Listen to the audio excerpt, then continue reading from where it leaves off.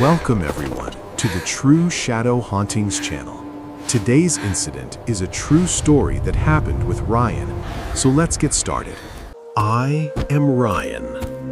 The dense forests of the Pacific Northwest, fog-covered mornings, and an unusual silence have a different kind of beauty, but when that beauty turns into a nightmare, we realized during last year's Thanksgiving break.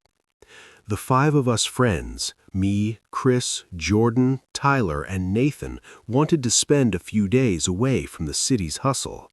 The destination was a secluded area near a famous national park in Oregon. In my black Ford Raptor, we set off with hiking gear, barbecue equipment, raw steaks, and a massive Bluetooth speaker. The plan was simple: bonfire, music, beer, and barbecue. But reaching the main entrance of the park, we saw an overflowing crowd.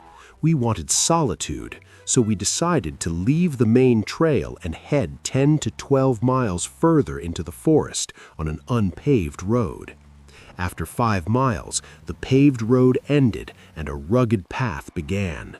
Huge pine and cedar trees leaned in from both sides. Even though it was 1 in the afternoon, everything was dark with fog and clouds. After a while, the GPS signal also stopped. Finally, we stopped near a high mound. Beside it, the broken structure of an abandoned farm.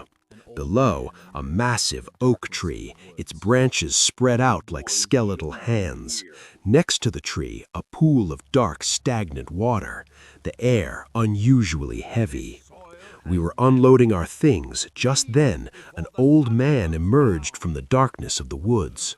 Wrinkled face, flannel shirt, a cold stare in his eyes. He only said, "You boys shouldn't be here. This soil has memories. Leave before the sun goes down." Then he vanished. Nathan laughed. We didn't pay any mind, but an unease remained inside me.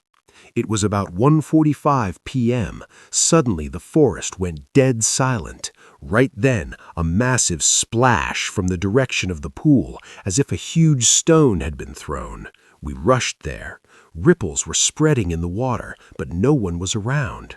5 minutes later, again, even louder, as if several people had jumped in together. But there were no footprints on the bank. The grass wasn't wet, as if something was falling from the sky and hitting the water. Meanwhile, the branches of the oak tree began to sway without any wind. My hands and feet went cold. Coming back, I saw our steel tray lying overturned on the ground. Half of the 3 pounds of steak was gone. The remaining pieces were torn and scattered, but the bite marks were like human teeth. No sign of any animal, no sound was heard. The speaker's volume suddenly decreased on its own. The fog grew so thick that even 10 feet away was invisible. The smell of rotting meat drifted in. We decided to pack up and leave. Right then I noticed Jordan was gone. He said he left a metal tool by the farm. 10 minutes passed. He didn't return. As we turned on the car headlights to look, we saw a silhouette standing far away under the oak tree, staring toward the pool. We called out. No response. It felt like the light was bending as it hit his body. Then, from all directions drifted in the muffled laughter of an old woman. We rushed to the tree. Jordan was lying on the ground, eyes open but motionless. Unusual steam was rising from his body. As we picked him up, 4 flashlights simultaneously flickered and went out. In that darkness, I felt someone was breathing hot breath on the back of my neck. Later, what Jordan said after regaining consciousness was even more terrifying. He said when he went to pick up the tool, long ash-colored human hair hung down from the tree onto his face. He couldn't scream.